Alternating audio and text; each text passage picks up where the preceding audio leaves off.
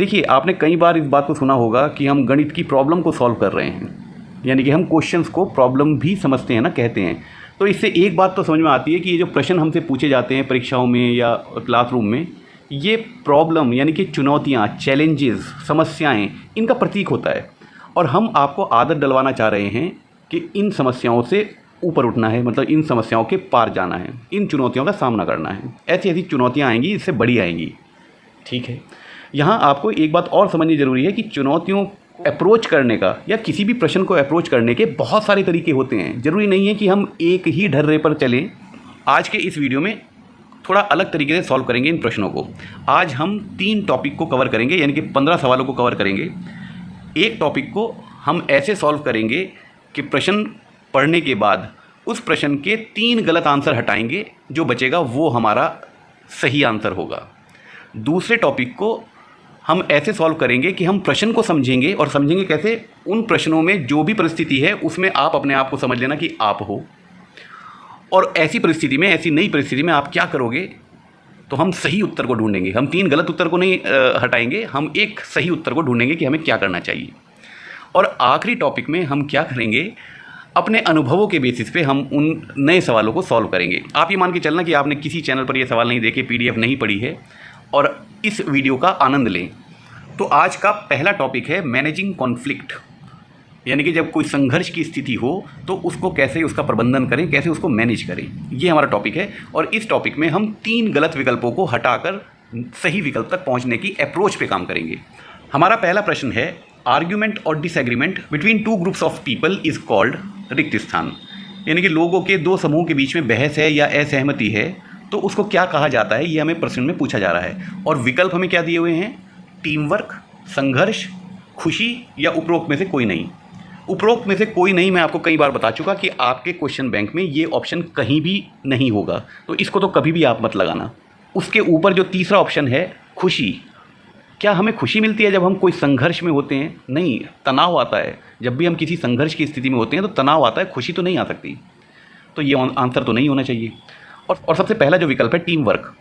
Team work में तो हम एक दूसरे का साथ देते हैं, किसी नतीजे पे सहमति से पहुंचते हैं और पूरी टीम उस गोल को पाने के लिए कार्य करती है। तो पहला उत्तर भी गलत लग रहा है। एक ही बचा को संघर्ष, उसको संघर्ष ही तो कहेंगे। जब हम किसी से असहमति प्रकट करते हैं या बहसबाजी भी होने लगती है तो वो संघर्ष ही तो है, अपनी बात को सही साबित करने का संघर्ष। ऑप्शन बी सही है। अगला प्रश्न है, कॉन्फ्लिक्ट यूजुअली क्रिएट्स, संघर्ष आमतौर पर क्या पैदा करता है? विकल्प दे रखे हैं, नकारात्मक भाव, दूसरा है सकारात्मक भाव, तीसरा है खुशी वाला भाव, और चौथा है लड़ाई, फाइट। जब हम संघर्ष में होते हैं तो खुशी वाला भाव या सकारात्मक भाव तो नहीं आ सकता। ऐसा तो नहीं कह सकते हम बहुत अच्छा हुआ हमारे साथ कि हम इस संघर्ष में आए, ये बहुत अच्छा वक्त बीत रहा है। तो पॉजिटिव तो नहीं रह सकते हम, सकारात्मक तो नहीं रह सकते, और ना ही हमें कोई खुशी मिलने वाली है उसके अंदर से। और ऐसा भी ज़रूरी नहीं है कि हर बार अगर संघर्ष हो तो हम लड़ाई पर ही उतर आएँ, क्योंकि प्रश्न में पूछा गया है आमतौर पर सिर नहीं फूटते हैं। सिर तो बिल्कुल एक्सट्रीम कंडीशन में जाके फूटते हैं, जब कई साल से वो संघर्ष चल रहा है, तब जाके शायद आखिर में लड़ाई हो जाए। लेकिन जब भी संघर्ष होगा तो आपका जो पहला विकल्प है, नकारात्मक भाव, आपके मन में जरूर आएगा। दोनों समूह के बीच में आएगा जो संघर्ष कर रहे होंगे, किसी को वो अच्छा नहीं लग रहा होगा, तनाव आएगा। तनाव एक नकारात्मक भाव है। तो आंसर क्या हो गया? ए आंसर हो गया। अगला प्रश्न है, conflict in work place affects, कार्यस्थल पर संघर्ष रिक्त स्थान को प्रभावित करता है। विकल्प में दे रखा है, आपके कार्य करने की क्षमता, ज़्यादा salary, clean the office, office की साफ सफाई, या सामान्यता। अगर व्यवसाय में कॉन्फ्लिक्ट हो रहा है, मतलब संघर्ष हो रहा है किसी बात पर, मतलब ऐसे संघर्ष नहीं होता वहाँ पर, ऐसे जैसे मोहल्ले में लड़ाई होती है वैसे संघर्ष नहीं होता कि इस काम को कैसे किया जाए, इस तरीके की कोई बातें होती हैं। कोई कहता है कि ये मत करो, इससे नुकसान हो जाएगा, ऐसे करो तो फ़ायदा हो जाएगा, दूसरा कह रहा होगा वैसे करने में तो बहुत समय लग जाएगा, ऐसे करने में जल्दी हो जाएगा। इस तरीके की संघर्ष होते हैं, बहसबाजियाँ होती हैं, और असहमति जताई जाती है कि मैं आपसे सहमत नहीं हूँ, आप गलत सोच रहे हैं। इस तरीके की बातें होती हैं और बहुत तमीज़ में होती हैं। तो पहला विकल्प है एबिलिटी टू वर्क, इसको प्रभावित करेगा। यस, 100% इसको प्रभावित करेगा, 100% इसको प्रभावित करेगा, क्योंकि जो दोनों समूह हैं या 2 व्यक्ति हैं जो आपस में संघर्ष में हैं, कॉन्फ्लिक्ट में हैं, उनको तनाव आएगा। ये तो हम पिछले क्वेश्चन में जान चुके कि आपको एक तनाव आएगा, एक नेगेटिव भाव आएगा, और जब भी हम तनाव में होते हैं तो हमारी कार्य दक्षता कम हो जाती है। हम सबको पता है ये बात। सवाल, अरे यार हमें तो गलत विकल्प हटाने थे ना। चलिए, अगर हमारे बीच में संघर्ष होगा तो हमारी तनख्वाह बढ़ जाएगी। क्या बी ऑप्शन आपको सही लग रहा था? ये तो गलत था। हमारे संघर्ष होने से ऑफिस में साफ सफाई हो जाएगी, मतलब गंदे लोग निकल जाएंगे और अच्छे लोग रह जाएंगे। ये कोई युद्ध नहीं है। हमारा व्यवसाय जीत और हार का कोई विषय नहीं है। हम पूरी एक टीम होते हैं किसी व्यवसाय में। हारेंगे तो सब हार जाएंगे और जीतेंगे तो सब जीतेंगे। आपस में हार जीत नहीं होती है हमारी। तो क्लीन द ऑफिस किसी भी सेंस में काम नहीं कर रहा है इस प्रश्न में, तो ये भी विकल्प नहीं अच्छा लग रहा है। और आखिर में है सामान्य। ये कोई सामान्य स्थिति है कि ऑफिसों में लड़ाई होती है? आपने कभी देखा है ऑफिसों में बहसबाजी होते हुए? बहुत शालीनता से और एक दूसरे को बड़ी रिस्पेक्ट के साथ और एक दूसरे का साथ दे के काम होता है वहाँ पर। तो ये भी कोई एकदम सामान्य बात नहीं है। नीचे के तीनों विकल्प गलत हैं, तो हमारे पास क्या बचा? एबिलिटी टू वर्क, ये ऑप्शन सही है। पीडीएफ में इसका आंसर दे रखा है क्लीन द ऑफिस। ये आंसर मेरी नज़र से गलत है। तो आप प्रश्न में उत्तर वो लगा सकते हैं जो पीडीएफ में उत्तर दे रखा है, पर वो गलत है बच्चों। अगर कॉन्फ्लिक्ट होता है वर्क प्लेस में तो हमारा किस चीज़ को प्रभावित करेगा? वो हमारे कार्य करने की दक्षता को, यानी कि क्षमता को, एबिलिटी टू वर्क, ये प्रभावित हो जाती है, क्योंकि हम नकारात्मक भाव में आ जाते हैं। अगला प्रश्न है, James had to meet his team members Suraj, Reena and Nagma on Friday. James called Suraj and Reena but he did not inform Nagma. This is an example of. Hindi में लिखा है, जेम्स कोई व्यक्ति है, उसे अपने टीम के सदस्य, 3 टीम के सदस्य हैं उसके, सूरज, रीना और नगमा, इन तीनों से उसको शुक्रवार को मिलना था. उसने सूरज और रीना को तो इसकी जानकारी दे दी कि हमें शुक्रवार को मिलना है, पर उसने नगमा को जानकारी नहीं दी. ये साफ साफ लिखा है, जानकारी नहीं दी गई है नगमा को. यह है रिक्त स्थान का उदाहरण. ये किस चीज़ का उदाहरण है? Typing error.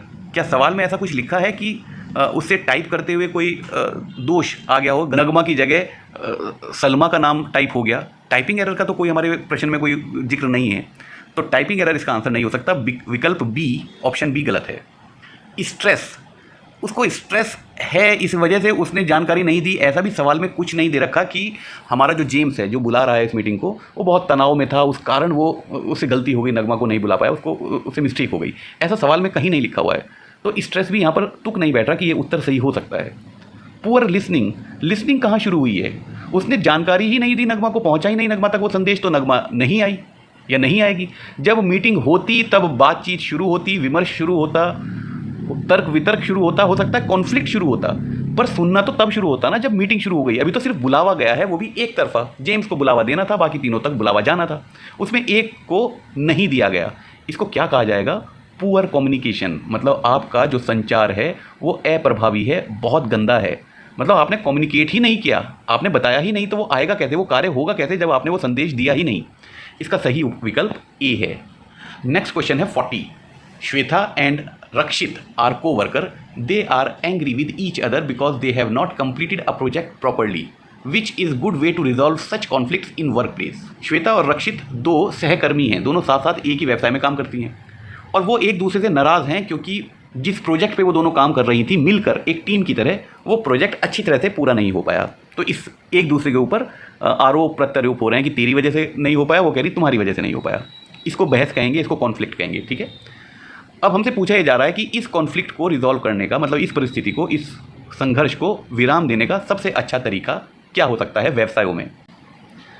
उत्तर में दे रखा है, रिमूव मेंबर्स, यानी कि उनमें से दोनों को हटा दो, जो भी संघर्ष कर रहे हैं दोनों को बाहर का रास्ता दिखा दो. Find different ways to solve the problem.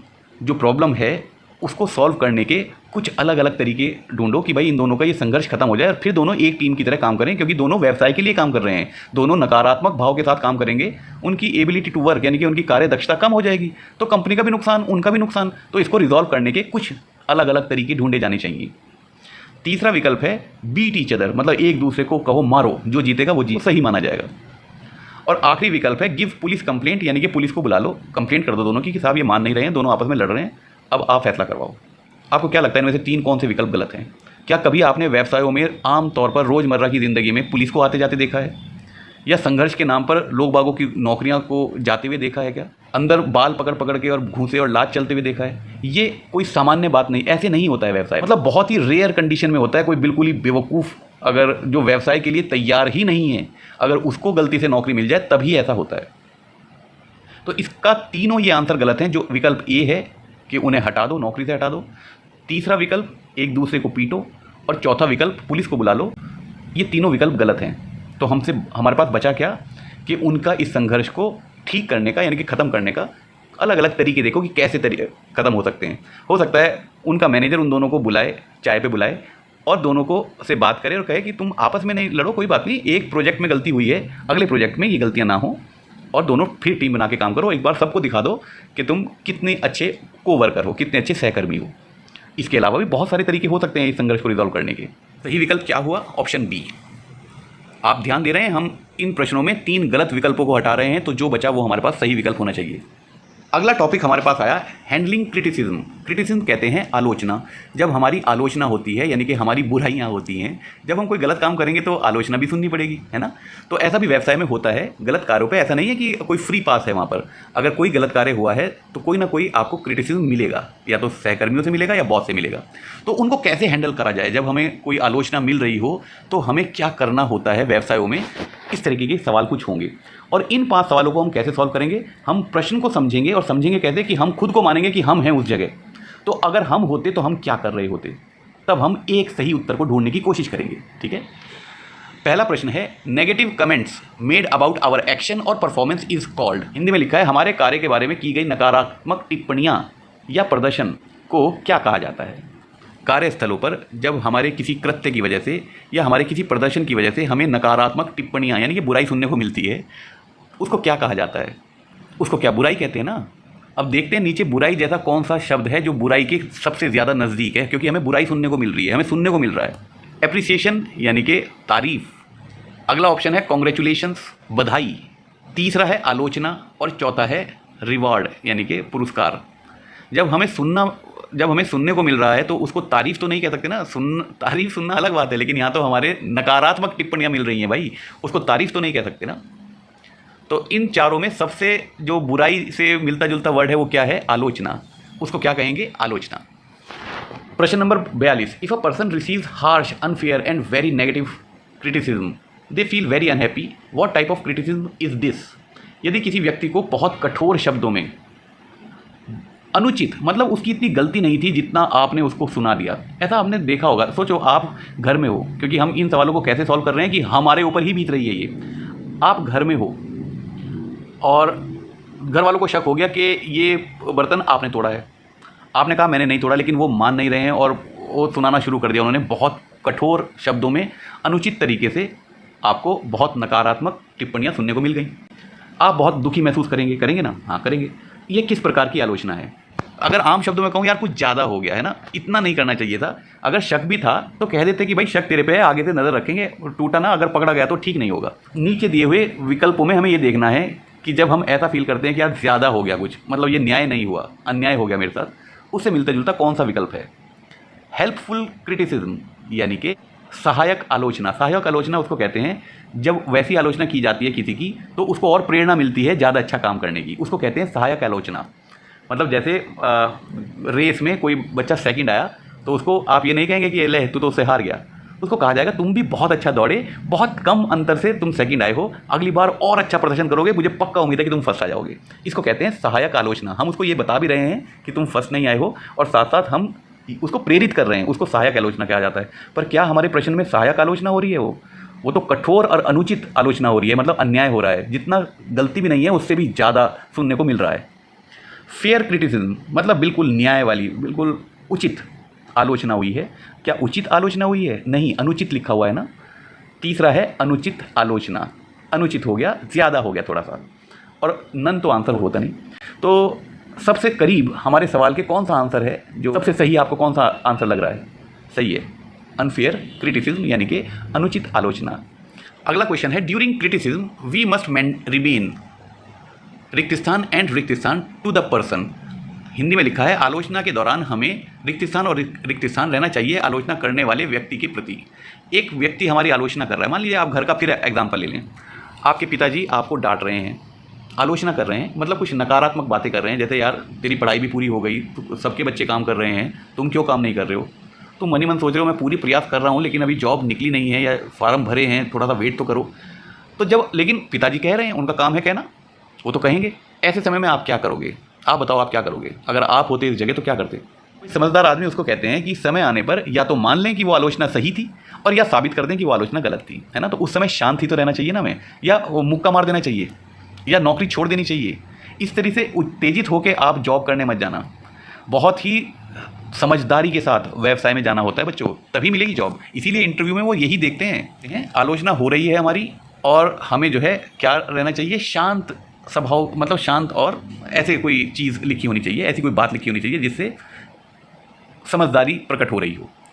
Happy and joyful, हमें बहुत खुश होना चाहिए। भैया आलोचना मिल रही है, इसमें खुश तो नहीं हो सकते हम, आपको लगता है ना, खुशी का तो मामला नहीं है ये। काम एंड लिसन, जो बी ऑप्शन लिखा हुआ है, शांत और सुनो, पूरी बात सुनो, ताकि सही वक्त पर या तो ये मान लें कि हाँ वो जो उस दिन कह रहे थे वो बात सही थी, गलती मेरी थी, और या फिर उन्हें साबित कर दें कि गलती मेरी नहीं थी, आपने उस दिन गलत आलोचना करी है। तो सबसे सही उत्तर तो यही लग रहा है ना। या आपको बड़ा खुश होना चाहिए और बड़ा जॉयफुल नाचने लगो, गाने लगो आलोचना करते हुए, ये लग रहा है, या शाउट एंड क्राई, चिल्लाने लगो और रोने लगो, या फाइट एंड क्राई, लड़ने लगो और रोने लगो। क्या ऐसा हमें व्यवसाय में करना चाहिए? हमें क्या करना चाहिए? हमें शांत रहना चाहिए और शांत रह के उनकी आलोचनाओं को सुनो और फिर उसका एनालिसिस करो, आकलन करो कि जो उन्होंने कहा वो उचित था या अनुचित था, वो सहायक आलोचना है या अनुचित आलोचना है। तभी तो हम बता पाएंगे कि हम ठीक या आप ठीक, है ना। तो उत्तर क्या हो गया? काम एंड लिसन, शांत रहें और सुनो। नेक्स्ट क्वेश्चन है 44। Priya received constructive helpful criticism from her manager about her latest project, what should she do? Priya नाम की एक महिला है, उसको एक सहायक आलोचना मिली, रचनात्मक कह लो कि वो ऐसी आलोचना मिली जिसमें उसको बुराई जैसी नहीं लग रही है, ऐसा लग रहा है तारीफ भी हो रही है और उसकी कमियां भी बताई जा रही हैं। उसको कहते हैं सहायक आलोचना। उसके नवीनतम प्रोजेक्ट के बारे में उसको एक सहायक आलोचना मिल रही है अपने बॉस के द्वारा। तो उसे क्या करना चाहिए? उसे क्या करना चाहिए?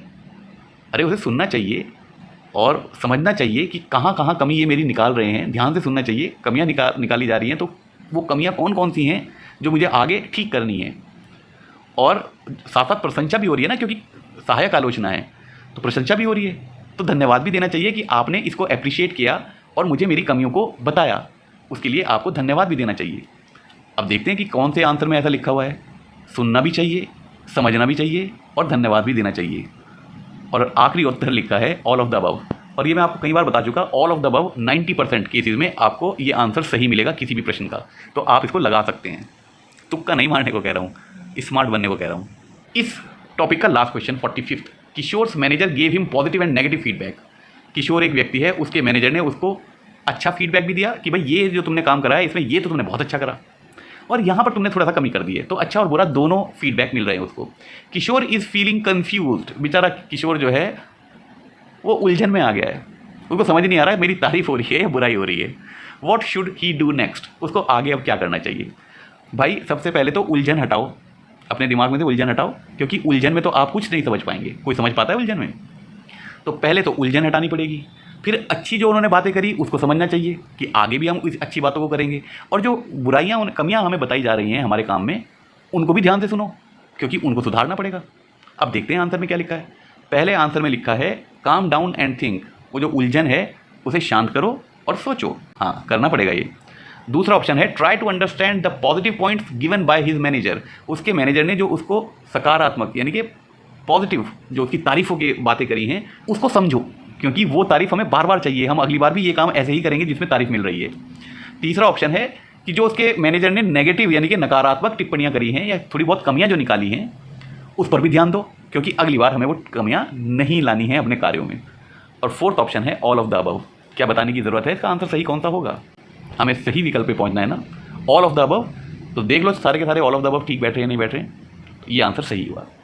अब जो तीसरा टॉपिक है उसको हम एक अलग ही अप्रोच से सॉल्व करेंगे, अपने अनुभवों से। मतलब जो भी आपके पास अनुभव हैं आप उनका प्रयोग करना। मैं आपसे सवाल पूछूंगा और उत्तर आप अपने मन मन में देना। मुझे पूरी उम्मीद है कि आप उत्तर बिल्कुल सही दोगे। पहला प्रश्न है, we start communicating when we are. हम संवाद करना शुरू करते हैं जब हम होते हैं। और आप भी अपने अनुभव से सोचना कि इस प्रश्न में क्या उत्तर सही होना चाहिए। कोई भी इंसान कब बोलना शुरू करता है? आपने कब बोलना शुरू करा? नीचे विकल्प देख लेते हैं। एडल्ट मतलब होता है वयस्क, मतलब जवान समझदार जो बड़ा आदमी होता है। पेरेंट्स होते हैं अभिभावक माता पिता। चिल्ड्रन होते हैं बच्चे, ओल्ड होता है बुजुर्ग। तो कोई भी इंसान संवाद करना, संचार करना कब शुरू करता है? जब वो बूढ़ा हो जाता है, या जब वो वयस्क होता है, या जब वो माँ बाप बन जाता है, या जब वो बच्चा होता है। आप सब लोगों ने बिल्कुल सही आंसर लगाया है। अब सोचो इनको रटने की कहाँ ज़रूरत है। चिल्ड्रन, जब हम छोटे बच्चे होते हैं तब हम संचार करना सीखते हैं। बचपन से ABCD और लैंग्वेज सिखाई जा रही है ना आपको। Rita talks to her customers but she is unable to understand what they say, what should she do. आप रीटा की जगह हो और अपने ग्राहकों से बात कर रहे हो, लेकिन आपको समझ ही नहीं आ रहा वो ग्राहक क्या कह रहे हैं, आपको समझ नहीं आ रहा, तो आपको क्या करना होगा? मतलब आप अपने ग्राहकों से बात कर रहे हैं, ग्राहक आपको कुछ बता रहे हैं, लेकिन आप समझ नहीं पा रहे कि वो कहना क्या चाहते हैं, तो आपको क्या करना चाहिए? कभी भी कस्टमर को ये मत कहो कि आप ठीक नहीं हो वो छोड़ के चला जाएगा आपकी कम, किसी और से व्यवसाय करना शुरू कर देगा, किसी और से खरीदना शुरू कर देगा। आपको अपने अंदर सुधार करना है कि हमें समझना है वो क्या चाह रहे हैं। फॉर एग्ज़ाम्पल, मान लीजिए आप हैं डॉक्टर और आपका कस्टमर है आपका मरीज़। मरीज़ कह रहा है कि साहब कलेजे में चिड़िया का बच्चा सा बोल रहा है। आप नहीं समझ पा रहे वो क्या कहना चाह रहे हैं। आप होते तो आप क्या करते? आप समझने की कोशिश करते कि वो क्या कहना चाह रहे हैं और ध्यान लगा के सुनते कि उसका क्या मतलब हो सकता है। उसके वर्बल नॉन वर्बल कम्युनिकेशन को समझने की कोशिश करें कि वो बेचारा मरीज़ जो परेशान होकर तुम्हारे पास आया है वो क्या करना चाह रहा है ना। तो ऐसे ही हम अपने कस्टमर्स की समस्याओं को सुनते हैं, उनकी बातों को सुनते हैं। नीचे विकल्प दिए हैं। पहला है इम्प्रूव हर लिसनिंग स्किल। रीटा को अपने सुनने की जो कौशल हैं उनको बढ़ाना चाहिए ताकि वो अपने कस्टमर्स को समझ सके वो क्या कहना चाह रहे हैं। दूसरा विकल्प है स्टॉप टॉकिंग टू देम। अगर आपके कस्टमर आपको कुछ बता रहे हैं और आप उनकी बात समझ नहीं पा रहे हैं तो आप उनसे मुंह फेर लेंगे, उसमें किसका नुकसान होगा? क्या ये हमें करना चाहिए? आपका अनुभव बताता है कि आपको ऐसा करना चाहिए। तीसरा विकल्प है फाइट विद कस्टमर्स। उनसे लड़ो कि भाई बोल क्या रहा है, उसको पीटो और चौथा है स्टॉप हर बिजनेस। अपना व्यवसाय बंद कर दो कि अगर ऐसे ऐसे मेरे पास आने वाले हैं मुझे नहीं करना ये काम। आपका अनुभव क्या कहता है? आपको क्या करना चाहिए? समझ गए ना क्या उत्तर होगा इसका? अरे इतनी ज़ोर से अगर चीख के सोचोगे तो मुझे समझ में आ जाएगा तुम ये बताना चाह रहे हो। इम्प्रूव हर लिसनिंग स्किल। और लिसन ध्यान से करो, कस्टमर को समझो। अगर नहीं समझ पा रहे हो तो अपने कौशल को बढ़ाओ। यही करना चाहिए आपको। 48 you are unable to share your message properly in an email, which skill should you improve. आप कोई ईमेल लिख रहे हैं लेकिन आप अपने संदेश को व्यक्त ही नहीं कर पा रहे हैं। आप कहना क्या चाह रहे हैं वो स्पष्ट नहीं हो रहा, मतलब आपका मैसेज स्पष्ट नहीं हो रहा है। आपको कौन सा कौशल सुधारना चाहिए? अरे ईमेल लिख रहे हो, लिखित में कर रहे हो, तो कौन सा कौशल आपको सुधारना होगा? देख लेते हैं। राइटिंग कम्युनिकेशन, राइटिंग नहीं होना चाहिए यहाँ, रिटन होना चाहिए। लिखित संचार, ईमेल लिखित संचार है या सुनने वाला संचार है, मुंह जबानी संचार है, ये आप डिसाइड करें। आपका अनुभव क्या कहता है? स्पीकिंग, हमें अब बोलना अपना ठीक करना चाहिए, पर हमारी गलतियाँ ईमेल में हो रही हैं। ईमेल लिखने में हमें परेशानी हो रही है, तो हम अपना बोलने का जो कौशल है उसको उस पर काम करें, उसको सुधारें। तीसरा है रीडिंग। हम ईमेल लिख रहे हैं, पढ़ नहीं रहे हैं। हम तो लिख के भेज रहे हैं लेकिन हम लिख नहीं पा रहे हैं, अपने संदेश को स्पष्ट नहीं कर पा रहे हैं ईमेल लिखते हुए। और आखिरी ऑप्शन है खेलना, प्लेइंग। आपको क्या लगता है कि अगर हम होते उसकी जगह कि हम ईमेल लिख रहे हैं, हमें समझ ही नहीं आ रहा इसको कैसे व्यक्त करूं, जो संदेश है मेरे पास उसको कैसे लिखूं भाषा में, तो हमें अपना कौन सा कौशल सुधारने की आवश्यकता है? सही हो यार, घबराओ मत। ऑप्शन ए ही सही है। हमें अपना लिखित संचार पे काम करने की आवश्यकता है, उसे सुधारने की आवश्यकता है। 49 you are scared to communicate with others, what are some ways to solve the problem. और ये सवाल आपके लिए ही है, आपके अनुभवों के बहुत करीब है। सवाल कह रहा है आप दूसरों से संवाद करने से डरते हैं, जैसे आप इंग्लिश में संवाद करने से डरते हैं दूसरों से। क्या इस समस्या को हल करने के कुछ तरीके हैं? मान लीजिए इंग्लिश कम्युनिकेशन का ही ये टॉपिक है और आपको इंग्लिश में बात करने में थोड़ा सा हिचक होती है, शर्माते हैं, डरते हैं, तो आपको क्या करना चाहिए? निम्नलिखित में से ऐसी कौन सी चीज़ें हैं जो आपको करनी चाहिए? भाई सबसे पहले तो आपको डरना बंद करना पड़ेगा और ये मानना पड़ेगा कि यार इंग्लिश बचपन से पढ़ रहा हूँ, 12th तक पढ़ी है। ऐसा नहीं है कि सेंटेंस छोटे छोटे बनाने आते हैं मुझे। What is your name? My name is Rohit, ये कहना आता है मुझे, राइट? तो कुछ तो आता है, ऐसा नहीं है कि बिल्कुल ही डरने की क्या बात है तुम्हें। ये करेंगे ना आप। दूसरा आप क्या करेंगे कि यार कभी कभी क्या होता है, मैं बोलता तो हूँ लेकिन फिर भूल जाता हूँ, वो वर्ड एकदम इंग्लिश वाला शब्द जो है मेरे दिमाग में नहीं आता। ये हमारी कमज़ोरियाँ हैं, तो हमें प्रैक्टिस ज़्यादा करनी पड़ेगी। हमारी प्रैक्टिस नहीं है बोलने की, तो प्रैक्टिस ज़्यादा करनी पड़ेगी। हमें वीकनेस पे काम करना पड़ेगा। ये भी सोचेंगे, ये भी दिमाग में आएगा। ये भी हमारे तरीके हैं ना कुछ अपने इस डर को हटाने के। लेकिन ये प्रैक्टिस करूँ कैसे? मतलब किससे बात करूं, गांव में तो कोई है नहीं बात करने वाला, तो कुछ ढूंढना पड़ेगा कहाँ मैं अपनी इंग्लिश बोलने की अपनी प्रैक्टिस कर सकूं। ये सारे के सारे तरीके आपको अपनाने पड़ेंगे, आपके दिमाग में आएंगे। अगर आप होते तो ना आते क्या आपके दिमाग में ये सारी चीज़ें, और क्या आते नहीं होंगे आपके दिमाग में ये सारी जो मैंने आपको अभी तीनों चीज़ें बताई हैं, क्या तीनों आपके दिमाग में नहीं आती जब आप इंग्लिश कम्युनिकेशन की बात सोचते हैं? और वही तो लिखे हुए हैं तीनों विकल्प। तो आंसर क्या हो जाता है? आंसर हो जाता है ऑल ऑफ द अबव। उपरोक्त सभी तरीके हैं आपके उस डर को हटाने के लिए, उस हिचक को हटाने के लिए, उस झिझक को हटाने के लिए जो आप संवाद करते हुए महसूस करते हैं। और आज इस वीडियो का last question, Satish always argues with his manager when his manager gives him feedback, what Satish would do. Satish का मैनेजर जब भी उसको कोई फीडबैक देता है, अच्छा या बुरा, वो उससे बहस करने लगता है। तो आपको क्या लगता है कि सतीश को क्या करना चाहिए? ये इसका हिंदी में ट्रांसलेशन है। सतीश को हर बार अपने मैनेजर से बहस नहीं करनी चाहिए।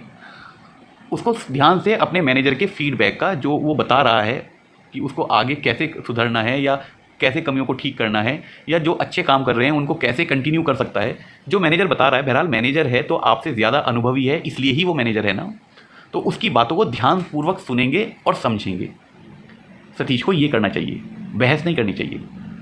तो देख लेते हैं। पहला ऑप्शन है सुनो, अपने मैनेजर की ध्यान से सुनो और उसे समझो। दूसरा ऑप्शन है गुस्सा हो जाओ। तीसरा ऑप्शन है नर्वस हो जाओ, मतलब घबरा जाओ कि यार मैनेजर से बहस तो कर ली, अब ये निकाल देगा। और आखिरी है अवॉइड हिज मैनेजर, मतलब मैनेजर के सामने आओ ही मत। आपका अनुभव क्या कहता है कि इनमें से कौन सा सही उत्तर हो सकता है? अगर आप सतीश की जगह होते और आपको लग रहा है यार मैं बार बार बहस में आ जाता हूँ, तो आप क्या सोचोगे? आपका अनुभव क्या कहेगा कि यार अगली बार चुपचाप सुन लूँगा और समझूंगा, क्योंकि ये तो हर रोज़ाना का वो हो गया। तो एक बार सुन ही लूँ उसकी बात, उसी के हिसाब से करके देख लूँ काम, वो क्या कहना चाह रहा है। यही करोगे ना? तो ऑप्शन कौन सा सही हो जाएगा? Listen and understand. उसको सुनो, मैनेजर को, सतीश को अपने मैनेजर की बात सुननी चाहिए और उसे समझना चाहिए। एम्प्लॉयबिलिटी स्किल्स में मुझे ऐसा महसूस होता है कि जब हम इनके क्वेश्चंस को, खास तौर से वेबसाइट से संबंधित क्वेश्चन को जब आपको समझा रहे होते हैं, आपको कहीं ऐसा तो नहीं फील हो जाता कि यार ये क्या हमारी कोई इज्जत है नहीं है? ऐसा मत समझना।